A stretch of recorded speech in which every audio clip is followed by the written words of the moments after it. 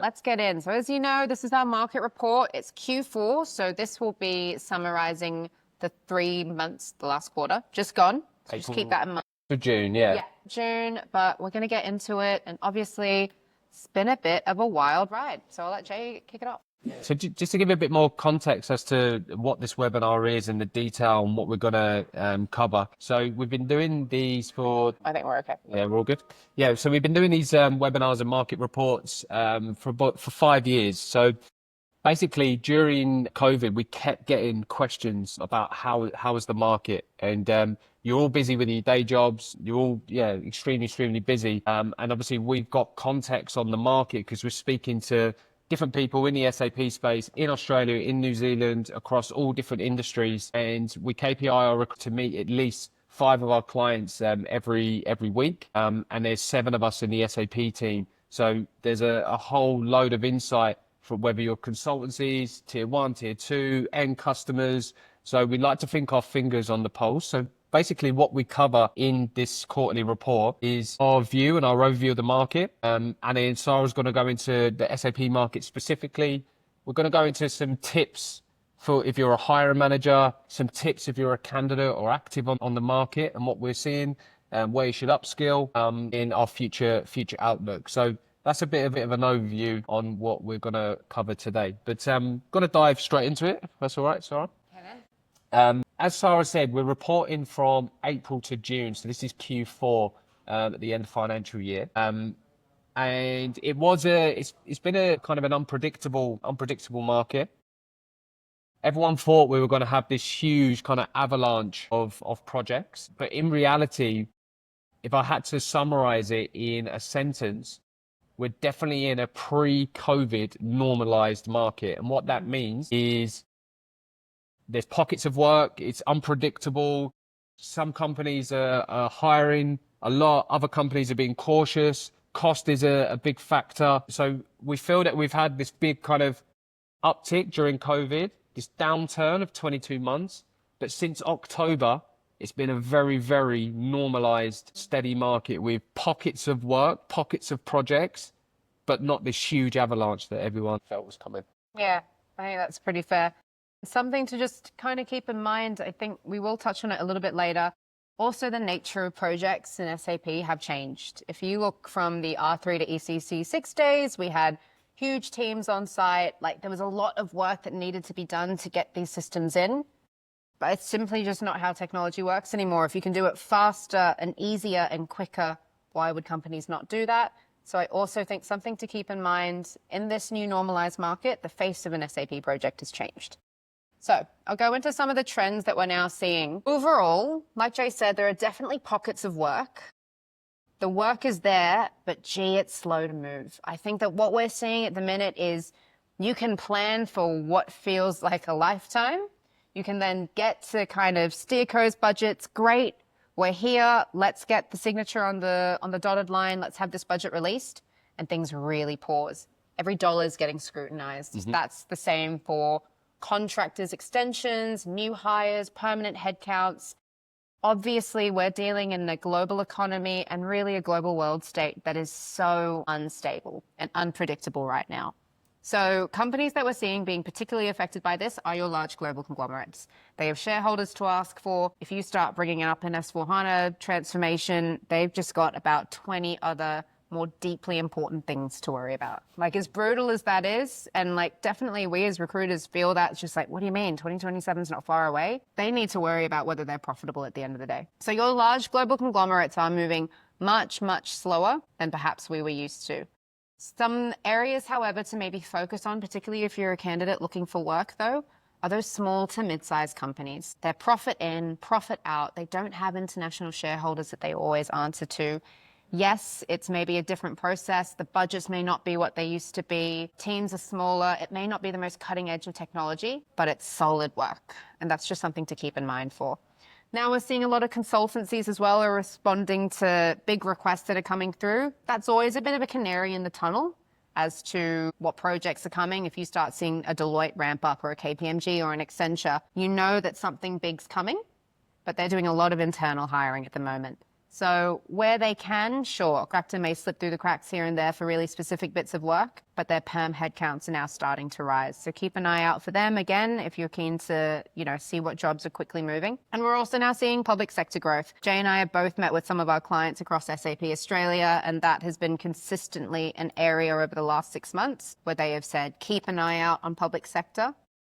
Now, I'm always of two minds about public sector, because sometimes I do find, and I'm sure you would all feel maybe this way, it can be a bit of a black hole. You can sort of just pop a CV in and then you don't hear back for 6 months, but then all of a sudden you get an email, they want to interview you, and then you have an offer in the next week. It can go like that. So just be aware when you do apply for any federal government roles, even state government to some effects now, there is a much larger compliance process that must be followed. So you may not get CV feedback 4 months. And unfortunately, that is normal. But I famously say you can only control what you can only control. Yeah, we're seeing that a lot with hiring, even with in the private sector as well. There'll be a role that's advertised or a role that's, they've gone to market for. A candidate applies and they're just getting no feedback. And it's happening across the market at the minute. And the reality is there's, a couple of hundred people that are applying for vacancies at the minute. Not all right for but basically people's CVs are getting kind of lost in transition at the minute. And that happens when companies focus on cost. So if you think about, when you look at agency spend, for instance, they would try and cut that and do the hiring themselves. And generalist talent teams, they might be hiring a cleaner, they might be hiring a GM, and then they might be hiring, a consultant. So it's so broad, and they're dealing with thousands and thousands and thousands of applications, and people's applications are getting lost. So it is a real challenge. The other thing that we're experiencing as well in the SAP market at the minute is, say a candidate's been engaged for the role and they're going through these interview processes. These roles might be engaged by the hiring manager because they want to build a team and they want to share the workload. And then at the last second, a procurement person is coming in, they're doing their job, and obviously they're scrutinizing cost at the minute, which is then slowing down a process. So you've got these kind of two conflicting things. You've got hiring managers that want to grow their teams, and then you've got procurement quite rightly doing their job, really scrutinizing cost. So it's probably why active candidates are experiencing a lot of frustration at the minute. And it's definitely a shared experience. So if you have felt something like that, don't think it's a reflection on you. It genuinely is a reflection of the market, and you can only operate in what's given to you. Hopefully we can give you some tips and tricks moving in. But I just want to focus on some in-demand SAP skill sets and in-demand roles at the minute. And I'll just pick out, obviously you can read the slides, but I'll just pick out a couple here, and as to why we think there is demand. Obviously, it's new financial year. There are new projects that are starting, and right at the beginning of projects, if done correctly, change is a huge part, especially in SAP. When you're moving to the cloud, it is different. So we do see change being a big in-demand skill set. So I'm sure you can comment on this, but enterprise architects, we're seeing a lack of knowledge with customers at the minute, because the change and obviously cloud-based and change of terminology, and it's a whirlwind for clients to try and grasp. So what we're seeing, and you can correct me on this, Sara, but we're seeing a client saying, okay, we've got all this terminology, we're moving to this new product. Let's just get an enterprise architect that would, could cover everything. So we're getting a lot of requests for enterprise architects in a minute. I don't know if you want to. So I think enterprise architects have almost become a bit of a catch-all title, and it changes in terms of responsibility, scope, and technology depending on which client you speak to. So we saw something really similar happen when BTP became a really hot skill. And I can count on so many fingers how many clients came to me and they said, great, I need a BTP specialist. Who do you know? And I asked them, brilliant, more than happy to help. Do you want development, integration, security, or reporting? And then it was just like crickets after that. I think that what's happened here is we've already spoken about how salaries and money is just hard to come by in every single way, shape, and form right now. So you've got procurement team and CFOs and CIOs saying, well, what can we consolidate into one? How can we do more with less? And I think an enterprise architect has become one of those titles wherein, can you look after our strategy for SAP? But we've also got 20 other satellite systems. We need you to have, a viewpoint on all of those things, and ideally experience on rise. And you're kind of just left with a very confused candidate on the other side of an interview table saying, well, that's simply not realistic and I don't have that, I'm sorry. And then you have sometimes 50% of the business will listen to our recruiters' advice and just say, pick your like top 3. Something else would need to be learned. But then you've got another 50% who are adamant that if I'm paying a premium dollar, which you can understand, I want the premium service. But there is a disconnect at the minute as to what is realistic from an enterprise architect and what is not even a unicorn. It's just a wish list that's not attainable. So yeah, you're exactly right, Sarah. And like I mentioned, these are kind of in-demand skill sets. I want to focus a little bit on the emerging skill sets as well. I had a really good meeting with, I won't name the client, but they're very kind of forward-thinking. They've been on the journey and they're just about to do a Rise program, and they've started to introduce AI in the business as well. And some of the skill sets that they'll be looking for is around, data sphere, analytics cloud, again, BTP, and then, business data cloud as well. Anything kind of, data, AI, that's the future. So upskilling around that space when other companies catch up, that's going to be a huge area. And we don't have it on here, but I think something that we've definitely seen happen in the last 3 years, and I think Jay and I would say it to every single candidate that we speak to that's looking for a role, your soft skills cannot be overlooked here. Your ability to articulate your experience in an interview, your ability to take a business on a journey when providing project updates. These are skills that are now essential and probably are the differentiator between that top 1% and the rest of the market right now. So yes, be on top of all the technologies that are coming out, but don't negate working hard at those soft skills. It's the hardest area to train. It's the hardest area to learn. But like the more you do it, particularly there, I think are a lot of candidates right now, like the redundancies that we're seeing across the market are difficult. There are people entering this market that haven't interviewed for 12 to 15 years, some of them. It's terrifying the first interview you go into. How to consolidate the last 15 years of your experience in a, hey, tell us about yourself, is a really overwhelming task. But these little 1%ers of rehearsing it in the mirror, like doing all these little things to get you back into that mindset of interviewing and putting your best foot forward cannot be overlooked. Yeah, you think about it from a company that's so cost sensitive, they can outsource a lot of their hands-on doing roles. So you got to look, if you're a local based candidate, like what is your differentiator? And it is those soft skills, 100%, the ability to take the business on the journey. So candidates always ask us, what do we upskill in? Yes, you can upskill in, new technologies, but if you upskill in yourself with soft skills, that's going to pay dividend. Yeah. That is the gold. Hey, this is me. Yeah. So for all my hiring managers out there, I don't know if you're on there, but if you are, brilliant. Here are our top 3 tips. Like we mentioned, we're seeing a lot of processes get really sticky, is the word we use, towards the pointy end. It's that time between CV feedback and interview slots. It's the time between interview slots having happened and then interview feedback and then feedback to offer. You need to be smooth as butter through this process, because what we're finding is in these sticky times, look, make no mistake, really good talent is still legitimately hard to come by. Don't fall into the trap of thinking, oh, well, there's so much talent available in the market right now. I'm going to take my time. I'm going to have my pick. I'm going to compare this, compare that. I just cannot say how many times I've seen a client burned through that process and they've missed out on the candidate they really wanted to. So be smooth and be clear on your interview process and how quickly you can offer.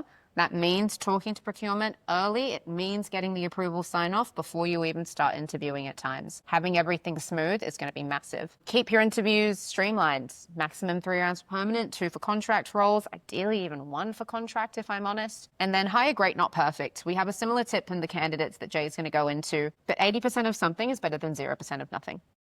The top 5% of that talent is still very much engaged. I think that we can get lulled into a false sense of security that the market is, again, really candidate heavy. When, for example, on LinkedIn, you go to a job ad and you can see, oh my God, 200 people have already applied. How overwhelming. Jay and I have gone through those 200 people before. I really cannot stress enough how few are right for a role. So I'm sure Jay will cover it, but as a candidate, don't be don't be, dismayed at the number of applicants. Still apply if you think you are good for the role. But as a hiring manager, don't be lulled into the false sense of security that just because you got 200 applications, the person that you're looking for is in those 200. Sometimes they're not. In fact, more often, I would say they're not. So hire great, not perfect, and have realistic expectations as to what that process is going to look like. So we've got 48 people on now, which is really good. For those of you that missed the beginning, if you have any questions throughout, and I think Clive's just shared one, thank you for that. But yeah, just pop them in the chat bar, and Sara and I will dedicate a bit of time at the end just to answer your questions.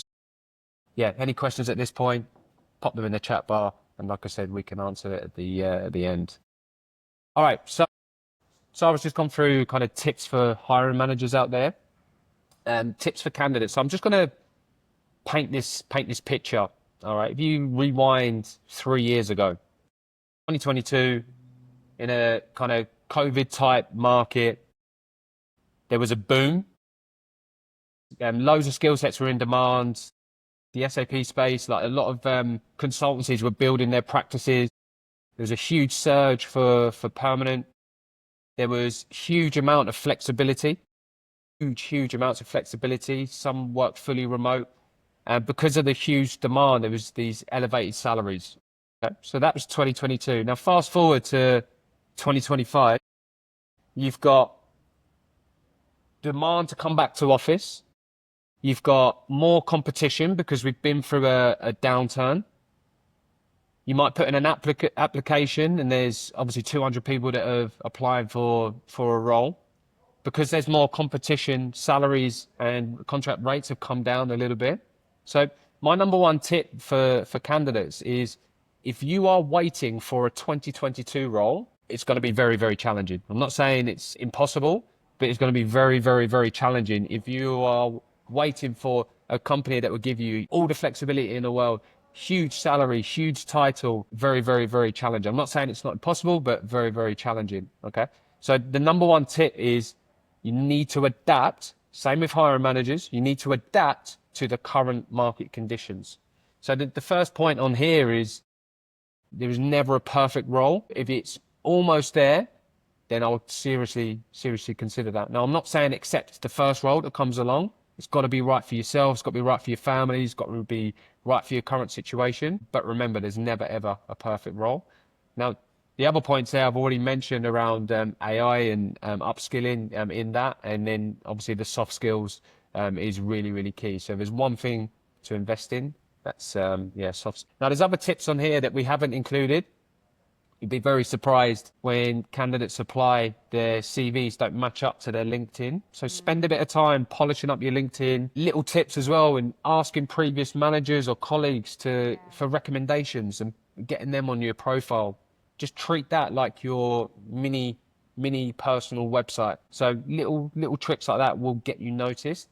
The other thing I notice as well on CVs and social media like LinkedIn, people might be at a manager level, for instance, and they put their title as manager or they put their title as consultant. Now, for someone looking at that tells me absolutely nothing. Okay, so type on your LinkedIn, put on your CV what you're looking to do. So whether you're a FICO consultant working in XYZ space and looking for this. So be really, really specific and granular about what you do and what you're looking for. I had another point and it's completely gone. That's all right. I'm sure it'll get covered in the question. It'll come back to me. Okay, a market snapshot. So Jay already mentioned we have seen a slight dip. It's not been drastic, but I remembered. But there is a slight dip. And I think that all of these stats are just something to be aware of. You can all read the screen. I would say something to just keep in mind. We've already spoken that cost is difficult at the minute. More often than not, that actually means that companies that can use agencies are even fewer right now, or expensive. It's like a reality. My tip as well for candidates who are looking, do not discount your network. Every single role, that network is getting tapped twice now by a hiring manager. Who has their team worked with? Who would they recommend? Getting in front of that curve before it's on a job board, before it's been released to a recruiter, you're kind of already behind the 8 ball at that point. Like a good amount of the market's already been spoken to about it. I'm afraid to do that. Now, sorry, getting back to it. As a market snapshot, slight dip in rates. Comparatively, I would say over the last 22 months, SAP has probably been the most stable of all the markets that Precision as a whole recruit for. So the difference of like a 0.9 dip in rates hasn't been terrible, but maybe something to note, particularly for our candidates who also dabble in technology agnostic or data. Those markets are now slowly recovering. Again, I wouldn't say pessimistic, nor would I say optimistic. I'm a realistic person. I don't know if that's a sure sign that the next 12 months are going to be great, but I can say they will hopefully be better than what we've just come through. So something to keep in mind of. New South Wales and Victoria are still very much largely leading the charge in terms of job change activity. Something to note, which will be in our full market report though, is that Queensland has kind of just had a bit of a resurgence over the last 3 months, both in private and government. We actually can't really put a reason as to why. Sometimes it just happens like that. And then in terms of key skills, I mean, like we mentioned, it's kind of that S4HANA piece. I know we've got a couple of questions there on how that is going. We'll let you know. But then also architecture, project management, but definitely soft skills. All right, so before we move on to questions, just a bit of an outlook for this, I suppose this financial year. So you may or may not be aware, we're aware that there's just under 400, so about 397 potential customers in the SAP market in Australia and New Zealand. So that's kind of the market size and how many companies. We're also aware that there's 12,500 candidates across Australia and New Zealand. Yes, there's pockets of work at the minute, but really it only takes 4, 5, 6 massive programs for the pendulum to shift and us to be in a really talent short market. And we're already seeing that demand increasing and new projects that are starting. Okay. So very quickly it will shift into a talent short market. Okay. Now the other thing is around what companies are doing, how they're structuring their projects as well. Now we're not seeing many huge greenfield implementations. What we are seeing is a lot of conversions. Hopefully this is answering your question, Clyde. There, we're seeing a lot of brownfield, a lot of selective data transformations as well. So yeah, we're seeing a lot of that. So companies will do some sort of a project, but yeah, greenfields are definitely few and far between. So yeah, there's a few companies like S&P, there's a few companies like CBS that are benefiting from that as well with SDC and the 2 as well. So that space and that brownfield space or selective data, that's got to be very big, I think, this year. Paint a picture as to what an average brownfield project does look like. It's a much leaner team. It's about maybe a 6 to 8 month move or migration of data. And then it's 2 to 3 years sometimes of process optimization, getting that process exactly where they want it to be in terms of S4HANA. So we talk about how the nature of projects has changed. I think that's also something to be aware of. And we're also seeing some clients now who are preferring on-field migration experience in a candidate that they're looking to recruit in their project over greenfield, which means to the point of I have had clients say, great that they've done a greenfield, but have they done a brownfield? I don't want to interview unless they've done a migration. So that's something really key that we're starting to see. The message I want to leave you with after all of that, just to summarize, and I think I painted the picture earlier on about a 2022 state of the market to 2025 is, the market is forever changing and you have to adapt with that market. So hopefully these insights and tips, if you're a hiring manager or a candidate, will help.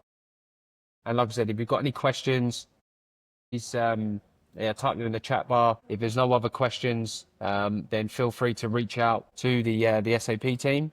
And yeah, like I said, any of us will have a more in-depth conversation and answer any questions that you have. Sara and I will wait for a couple of minutes. Thank you for those that need to drop off.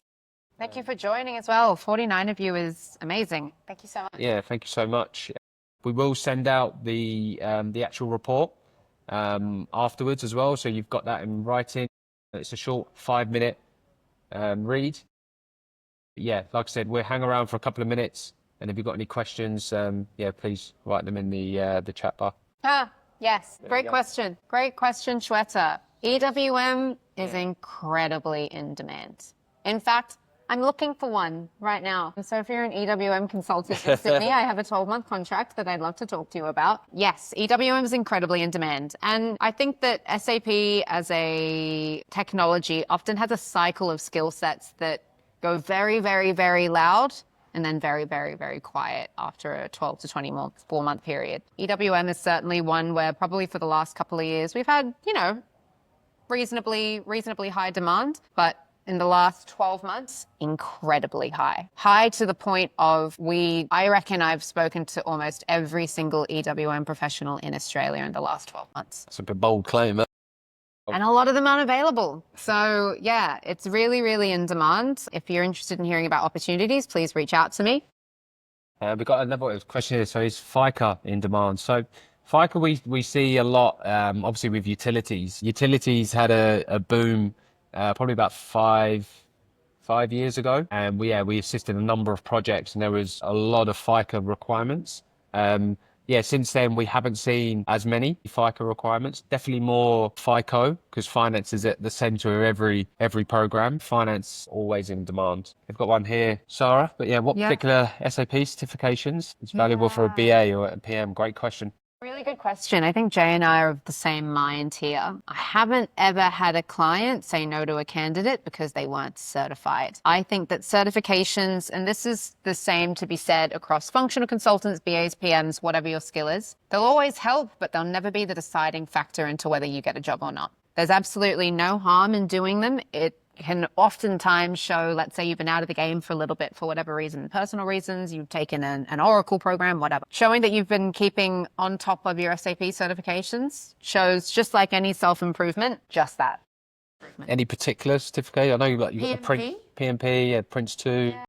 Yeah. I would say for PMs and BAs, maybe that's about it. But honestly, otherwise, I wouldn't say there's like a golden ticket that I can give you that would say, geez, that puts you well and above the rest, unfortunately. We do a talent survey every year and 50% of the market are certified and then a further 50% feel that they added no value. So it's a really controversial area, certifications. But I do think as SAP moves to the cloud, certifications are going to be huge. And just there, Bill, if certifications aren't the deciding factor of who gets the role, like Jay and I mentioned, I think a huge factor right now are your soft skills and obviously down to it, your interviewing skills, which isn't a massive skill. I've seen so many people ace an interview, but then maybe they're not as good as they said in the interview, but they've gotten through that door. That is a skill, hone it. And then obviously just whatever role you're applying for at the time. But I really do think that soft skills are the differentiator right now in which candidate gets a role and which candidate. I think SAP themselves do a lot of free training as well. It's a learning hub. Yep.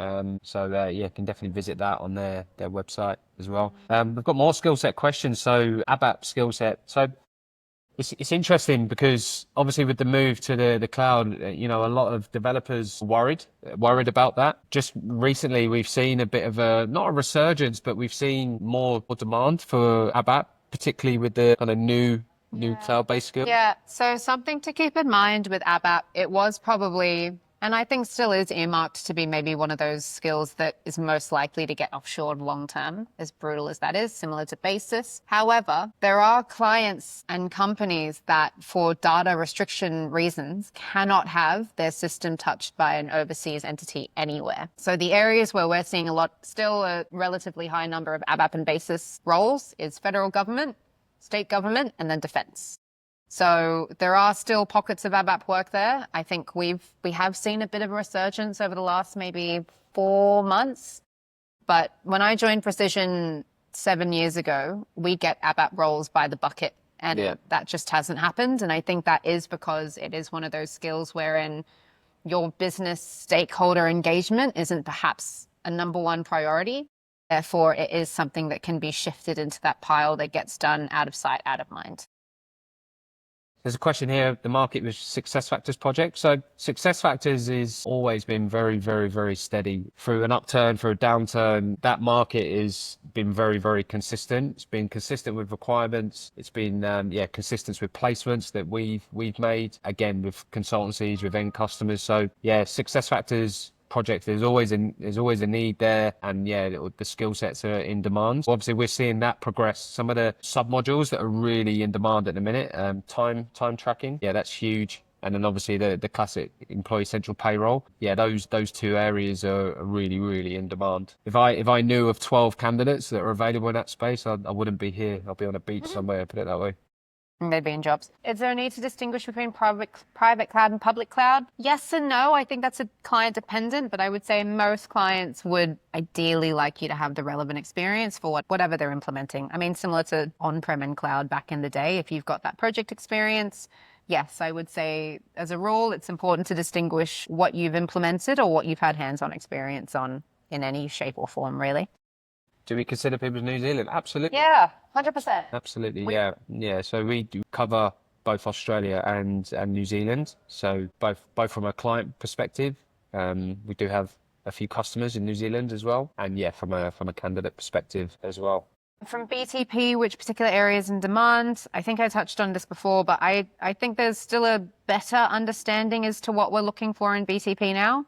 I would say not so much data services and security, but perhaps integration and custom app development, particularly with BTP now being able to create a custom Fiori app, for example, that would then be transferable from an ECC6 landscape to an S4HANA landscape. We're certainly seeing a lot of companies that want people with application experience on BTP, mobile start launchpad on BTP, and then integration. Less in the security space. I think security is always a bit of a last minute thought, if I'm completely honest. And same with data services. I think SAP data has been a market heavily affected by this downturn, personally. I think that we're even seeing it reflected in our data and analytics practice here at Precision, which deals in non-SAP, but although we know that it's an essential, a lot of corporations or large companies see it as a nice to have. All right, so we've got another good question here. How's the market for candidates after a career break with certification? So it's a really, really interesting point. Candidates that are coming back to market after a break, yeah, they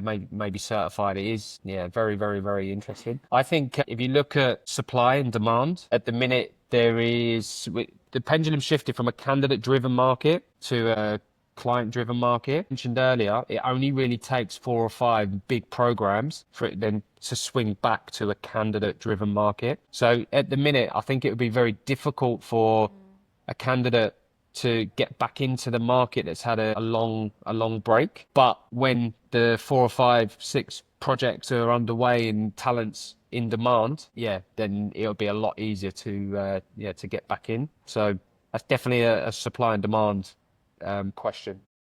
Yep. A question there from Clyde. Do we recruit for overseas clients? Not predominantly. I'm not going to lie. Not really. We just deal a lot with clients that we can see face to face. We build these relationships. The SAP market is so relationship driven. It's incredibly difficult to not just build those relationships with clients overseas, but then to also build a candidate pool. Like, the world's a big place. Australia relative to even London is a drop in the ocean. It's incredibly relationship led. So unfortunately, no, we do not recruit for overseas clients, Australia and New Zealand. Yeah. So Australia and New Zealand, we've got a 3-year plan to grow in Australia and New Zealand. Then we'll go to APAC. So yeah, we're not looking further beyond that. Yeah.